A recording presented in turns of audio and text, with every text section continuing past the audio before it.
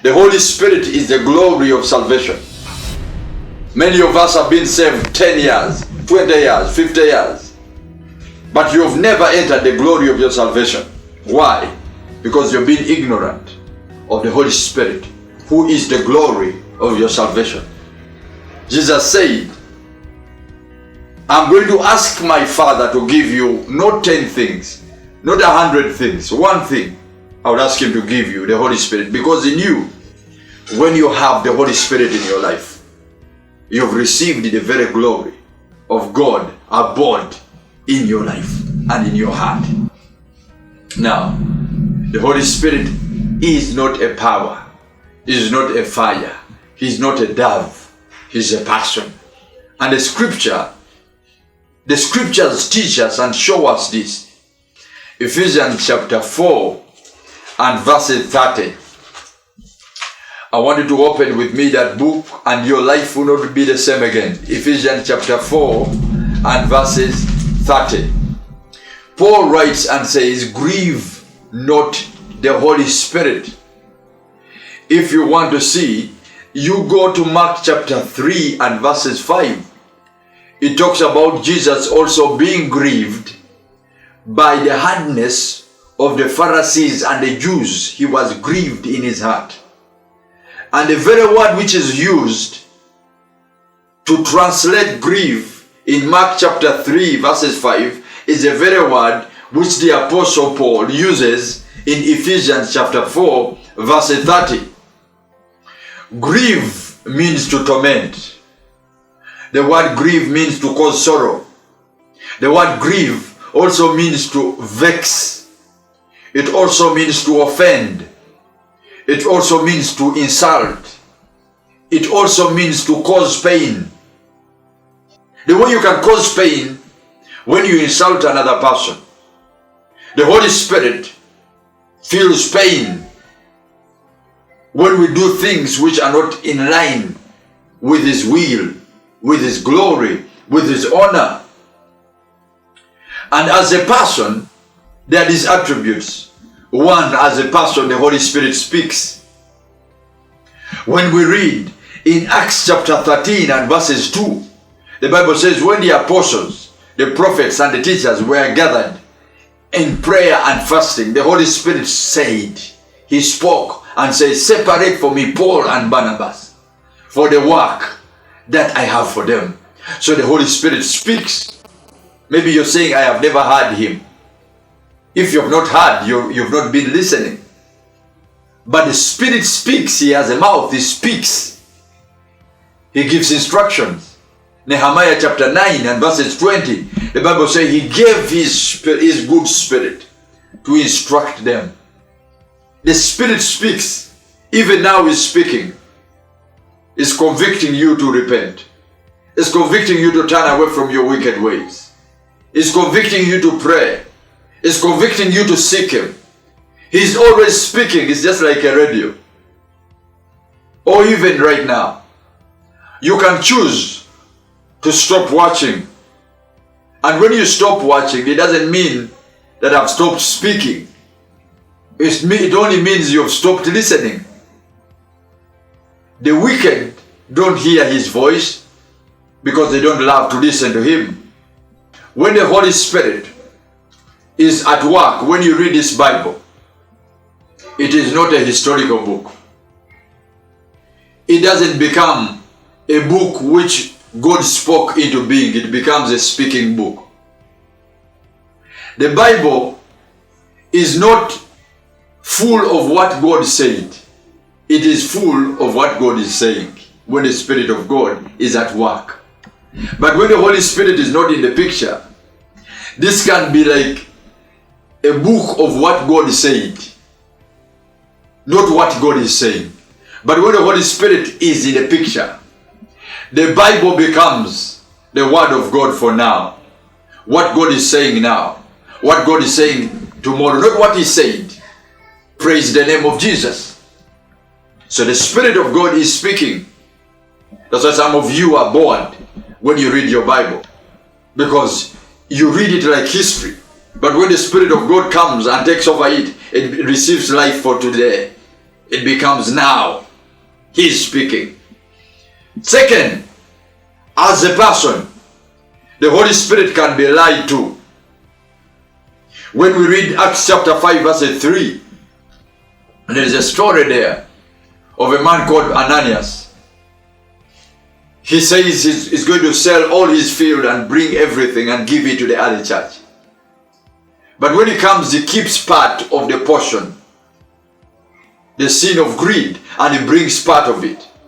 And when he brings, Peter asks him, is it all that you promised? He says, oh. And Peter says, why has Satan filled your heart that you're lying to the Holy Ghost? Listen, you can't lie to power. Have you ever lied to umeme? Have you ever lied to electricity? Have you ever lied to gas? Have you ever lied to power? No, you lie to a person. Because the Holy Spirit is a person, people can lie to him. And Ananias died because he had committed a sin of lying to the Holy Ghost. He's a person. Don't try to lie to the Holy Spirit. That's why the Bible says, God cannot be mocked. Every man shall reap what he sows. Everybody who has tried to lie to the Holy Spirit, they have ended up defeated, weak, because you can't lie to him. He's omnipresent, he's omniscience, he's all-knowing, he's sovereign, he's Elohim. Point number 3. The Holy Spirit can be blasphemed. Matthew chapter 12 and verses 31 to 32. The scripture shows us here, Jesus said, any sin you do against me can be forgiven, and it will be forgiven. But what cannot be forgiven is blasphemy against the Holy Spirit. The third person of the Trinity, Jesus says, that one, if you blaspheme the Holy Spirit, it shall not be forgiven. Now you cannot blaspheme power. You blaspheme a person. And that person is the Holy Spirit. Have you been blaspheming him in your life? Taking his grace for granted? Playing a hypocrisy in the church? Stop. Begin to honor the Holy Spirit. Now, it's very, very important, having looked at the things which grieve the Holy Spirit, we want to just to understand that he's a person. Let's look at the things which grieve him in your life, because as a person you need to understand that. And as the way you understand your wife, and you know that sleeping in her bed when you have not bathed can grieve her, that's the way you should understand some things which grieve the Holy Spirit, so that you may have a smooth walk with him, so that you may release the glory of God and the grace of God in your life, in your home, in your marriage, in your ministry. And we find that in the scriptures, the book of Ephesians chapter 4 and verse 30. And don't grieve the Holy Spirit, who sealed you for the day of redemption. One of the first things which grieves the Holy Spirit is giving place for Satan in your life. Grieves the Holy Spirit so much. Ephesians chapter 4 and verses 27 says, do not give place for the devil. Every time you create room for Satan in your life, you don't create room for the Holy Spirit to work in your life. And every time you don't create opportunities for him, you're creating opportunities for Satan. Now, for example, there are certain talks which are seductive, which are immoral, which actually create room for Satan to speak and seduce your life. There are some television stage programs which when you watch, you're creating room for Satan to come into your life. Every time you open a door for Satan, you grieve the Holy Spirit. Even when people begin to come with little gossips to you, you're grieving the Holy Spirit. Run away from everything which creates room for the devil. The scripture says in Ephesians chapter 4 and verses 27, do not create room for the devil, because you will have broken your marriage vow to the Holy Spirit. It is a sin of fornication. It's a sin of adultery. If you are married to the Holy Ghost and then you begin to romance with demons or pornography, you grieve the Holy Spirit. Stop grieving the Holy Spirit. So do not create room. Second, the thief must no longer steal. Every time you steal, you take what does not belong to you, you grieve the Holy Spirit. Don't take any place which does not belong to you. Don't take another person's praise. Don't take another person's honor. That grieves the Holy Spirit. Be content with what you have and believe Him to give you what you do not have. Child of God, every time you covet what is not yours, you grieve the Holy Spirit. Do not steal what God can give to you. I repeat, do not steal what your father can give to you. Jacob stole what God had planned to give to him, and he suffered all his, because the prophecy was that the younger shall be greater. But before waiting upon the Lord, Jacob went and stole the blessing from his father, and he ran because of the fear of Isaac. And for more than 10 years, he was a slave. He wasn't having dominion anyway because he had stolen. But when he meets Jehovah God, he cries to him and says, I will not let you go until you bless me. That means the stolen blessing did not work. I want to tell you for sure, everything that you have stolen will never give you peace, will never give you joy. It grieves the Holy Spirit when you steal what He has planned to give to you. Wait upon the Lord. Do not steal from any man, because God has something better than what you want to steal. Don't steal anybody's husband. God has your husband. Don't steal anybody's money. God has your money. Do not steal. The third thing, corrupt communication grieves the Holy Spirit heavily. That's where malice, slander, and gossip lies. These sins are very tantamount because many hearts have been broken, not by a slap, but because of a word which has been spoken from a corrupt mouth. The Holy Spirit understands that words are a greater weapon than even hands, than even feet. Somebody who has slapped you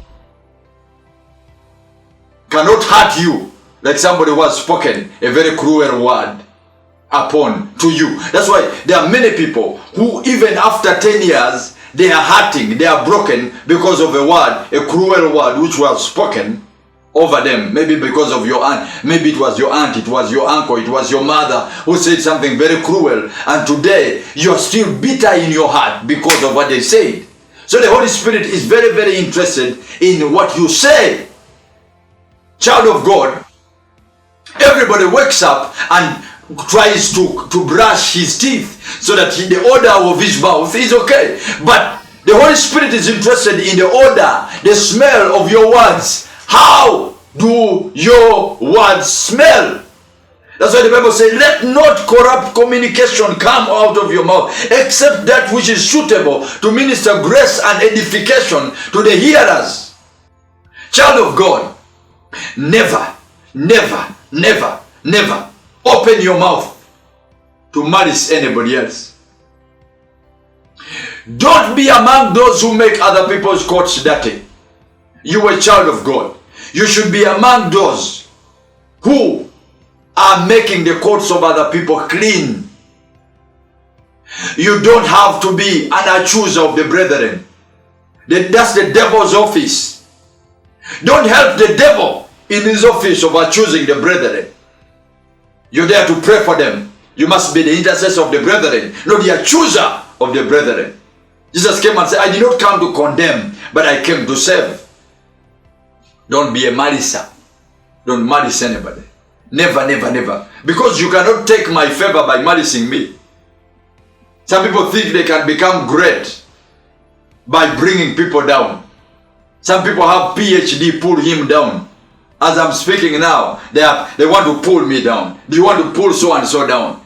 Others are having pulled heavens down, for you are having pulled him down. Child of God, I want to speak to you. The Holy Spirit wants you to use your mouth very well to build people, not to break people. And others don't know this, that the reputation of God's servants is very important to him. It's very dear to him. God protects the reputation of the righteous. That's why I said, don't touch. Never touch the anointed. Don't touch. I am the one who touches them. You don't know how to touch them. Don't touch the anointed. Don't just open your mouth and speak anyhow, because you could be grieving the Holy Spirit. Because when you grieve him, you lose strength, you lose power.